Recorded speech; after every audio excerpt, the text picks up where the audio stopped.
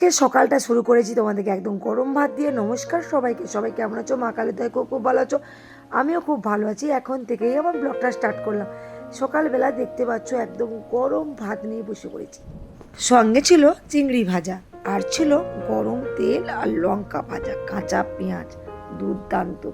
তোমার দাদাভাই তো প্রথমে নাই বলেছিল, যা তো মা খেয়ে দিয়েছি, আর লোভ সামলাতে পারলো না, ঝটপট বসে বললো। তারপরে বাবু যে ঘুরতে যাবে রীতিমতন এখন পাঞ্জাবিগুলো ইস্ত্রি করছে। আমাকে বলছিল তুমি করো, আমি বললাম আমি যদি সব করবো তুমি কি করবে? বলতে দেখি না বাবু করলো। হ্যাঁ, বিছানা পাতনিটা কেসেছিলাম, আর একটা পাতনি পাতবো, সময় পাইনি। তার উপরেই উনি ইস্ত্রিটা বুলোতে শুরু করে দিল। এই পাশে বাবলা কি করেছে, মাংস নিয়ে এসছে। যেহেতু কালকে বাড়িতে থাকবো না, কালকে রবিবার, যেহেতু আমি যাবো দোয়েলের সঙ্গে কলকাতায়, ও সার্টিফিকেট আনতে যাবে। আর ওই কারণে আজকেরই মাংসটা করে ফেললাম। কালকে যেহেতু ওরা হোটেল, আমি বলেছিলাম বারবার রান্না করলে করবে, নাহলে হোটেল থেকে খাবার আনবে, যেহেতু আমি নেই তোমরা রান্না করতে হবে না। ভাবলাম ওই জন্য দেশি মুরগি নিয়ে এসছে, আর রান্নাটা একটু পরেই করছি। আর টুনটুনি এপাশে কী করছে তোমরা দেখতে পাচ্ছ। হ্যাঁ, যেহেতু আজকে শনিবার, নাচের ক্লাস আছে, একটু তো নাচ করতেই হবে, নাহলে তো আন্টি বেদম খেলাবে। চলো বন্ধুরা, ও ওই পাশে নাচ করুক, আমি এই পাশে হেনা করে নিই। পুজোর টাইম পাইনি বলে হেনা করা হয়নি। আর চুলগুলো সামনে সাদা হয়ে যাচ্ছে, তার জন্য ভাবলাম একটু হেনা করে নিই, সামনে ঘুরতে যাব তার জন্য। আর একে দুয়ে আর সময় নেই, সোমবার যেহেতু বেরোবো, একটু তো চুলটা কালো করাই যায়। মুখের চর্চা তো করি না, চুলের চর্চাও করি না। হ্যাঁ, এক্ষুনি সবাই বলবে যে বৌদি তোমার দোকান, তোমার মাথায় চুল নেই কেন? সময় পাই না যে, তাহলে তো চুলটা হবে। চুল করতে মানে চুলের জন্য যে তেলগুলো আছে রীতিমতো কন্টিনিউ মাখতে হয়, সেই ভাই সময়টা আমার একদমই হয়ে ওঠে না। আমি দেখো হেনা করতে করতে কিন্তু রান্না করছি। ক্যামেরাম্যান হচ্ছে তো পায়েল, পায়েলকে তোমাদেরকে দেখাচ্ছি। আর পায়েলকে প্রথমে বলছি খেতে, পায়েল খাবে না, আর বলছি তাহলে মাংস একটু খেয়ে যাবে। আমি বলছি এই যে আমাদের পায়েল, পায়েল এখন নার্সিং করছে, আজকে ছুটি না, ও ছুটি হবে, কথাটা বলছি থাক থাক না, বিল্টু না বিল্টু বললে আবার আমাদের বিল্টু, যে দোকানের বিল্টু, আবার এক্ষুনি রেখে যাবে। বল্টুকে চান করে দিয়া, আর এখানে খেয়ে নিবি, জানা কটা চলে আসবি সেখান থেকে। ও মামার বাড়িতে থাকে, ওর মা বাবা বোন সব পুরীতে গেছে। আর পায়েলের মা যদি দেখে রাখো, এই দেখো তোমার মেয়ে, এই যে দেখো, দেখতে পাচ্ছ। আর এই যে আমি বলেছি তুই বস, মা ওকে প্রত্যেক দিনই ডাকি, আমি যখনই থেকে ওকে ডাকি ও আসে না। ও ডিউটি থেকে এসে একটু চাটা করে খেলে ছুটি খাচ্ছে, আর দোয়েল এখন জল খাচ্ছে, আর কোয়েল গেছে পুরীতে চান করতে। আর এই যে নদী হচ্ছে আমাদের বংশের বড় মেয়ে। আর ওর যখন 1.5 বছর বয়স ছিল তখনই আমার বিয়ে হয়েছে, খুবই ছোট। মজার বিষয়, যখন আমার বিয়ে হয়নি ওর অন্নপ্রাশনে কিন্তু আমাকে নিমন্ত্রণ করেছিল তোমার দাদা ভাই। হ্যাঁ, তখন কিন্তু আমি আসিনি, লজ্জায় আসিনি।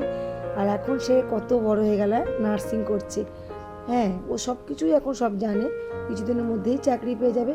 ওকে তো জোর করে আটকে রেখেছি, আমাদের বাড়িতে একটু তরকারি খেয়ে যেতেই হবে। হ্যাঁ, ও বসেছে, ও না প্রচুর সাদাসিধে, আর কথা বলতে খুবই ভালোবাসে। ওর মনের কথা যদি 5 মিনিট বসো, ও সব মনের কথা জানতে পেরে যাবে। মানে এক একটা মেয়ে আছে না, অহংকারী ড্যামাকি, ও একদমই না, ও খুব ভালো। চলো বন্ধুরা, ও খেতে বসছে, কিন্তু রিয়াকশানটা মুখে দেখলেই বুঝতে পারবে ও তো এত ঝাল খায় না। আর আমরা একটু ঝাল খাই, লঙ্কা বেটে রান্না করি। ও মানে ঝালের চোটে ফেলতে পারছে না, মানে স্বাদের চোটে মানে এতটা ভালো লেগেছে, আর এদিকে ঝাল, মানে ও দুদিকেই পড়েছে, কী করবে খুঁজে পাচ্ছে না। কিন্তু খুবই টেস্টি টেস্টি লাগছে, ও বারবার বলছে দেখো কীরকম হচ্ছে, দেখেছো? আর এই যে মাংসটা দিয়েছি ওদের বল্টুর জন্য দিয়েছি, বল্টু নাকি ভাত খেতে পাচ্ছে না। আর যেহেতু বল্টুর মা বাবা পুরী ঘুরতে গেছে তার জন্য, ওই কারণে বললাম তুই একটু মাংস নিয়ে যা, বল্টুকে দিবি। আর আজকে মেনুতে কিন্তু খুব একটা বেশি কিছু করিনি, যেহেতু দেশি মুরগি, বাম্পার খাবে সবাই। সাথে আছে গন্ধরাজ লেবু আর বটবটি দিয়ে কড়া চিংড়ির তরকারি। আর সত্যি কথা কী বলতো, গন্ধরাজ লেবু দিয়ে মাংস খেতে দুর্দান্ত লাগে।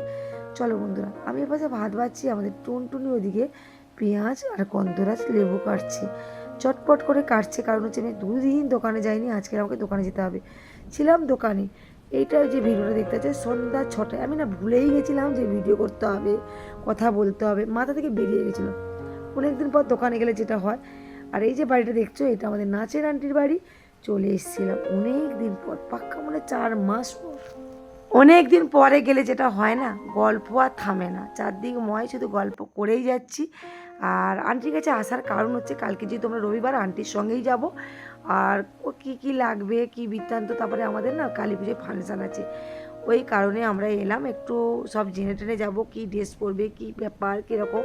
কারণ হচ্ছে আন্টি আজকেরই ডেকেছে, এরপরে আসলে আর বলবে না, ওই কারণে। কিন্তু আন্টি খুব ভালো বলে দেয়, কিন্তু বলবে না বলে, কিন্তু ঠিক বলে দেয়। আর এই দেখো সবুজ জামাটা হচ্ছে আমাদের টুনটুনি বড়ি, ও কিন্তু খুব সুন্দর নাচ করে, কিন্তু ঘরে যখন নাচ করবে দেখবে একদম খিচে খিচে নাচ করবে, দাঁড়িয়ে দাঁড়িয়ে নাচ করবে, স্টেজে কিন্তু ফাটিয়ে নাচ করে। কিন্তু দেখো বাড়িতে নাচ করছে আর এই নাচের মধ্যে অনেকটা তফাৎ। আর গান দিলাম না, গানে দিলে না আমার খালি কপিরাইট দেয়, সেই জন্য আর গান দিলাম না। এটা হচ্ছে অনেক রকম গানে নাচছে ওরা, আজকে 6খানা গানে নাচ প্র্যাকটিস করেছে। আজকের মেয়ে বাড়িতে গেলে রীতিমতন ঘুমিয়ে পড়বে কনফার্ম জানি, এতটা কষ্ট হয়েছে। আর এমনিতেও মোটা হয়ে গেছে, ঘরে তো একদমই নাচ করে না, আর এত নাচ ও পারবেও না, ঘরে গিয়ে শুয়েই পড়বে। চলো বন্ধুরা, ও কিন্তু বাড়ি চলে গেছে, আমি এখন ভেলপুরি কিনতে এসেছি। বাড়িতে গিয়ে মনে পড়লো কালকে যে যাব, আমাকে যে কাগজটা দিয়েছিল যেখানে আমরা গেলে কি বারবার করে বলেছিল ওই কাগজটাকে মনে করে ব্যাগে ঢুকাবে, না হলে কিন্তু তোমাদের ঢুকতে দেবে না। তার জন্য ভাবলাম যে আজকেরই গুছিয়ে নিই, আর কাগজটা আমি কোনোদিন দেখিনি, ওর জন্য আমি খুঁজে পাচ্ছিলাম না। আর ওর বাবাকে রাখতে দিয়েছে, ওর বাবা যে কোথায় রেখেছে খুঁজেই পাচ্ছিলাম না। কিন্তু পরে দেখলাম ওর বাবা ফাইলেই রেখেছিল, কিন্তু গোটা খাটটা দেখো বন্ধুরা উতাল পাতাল করেছি আমরা।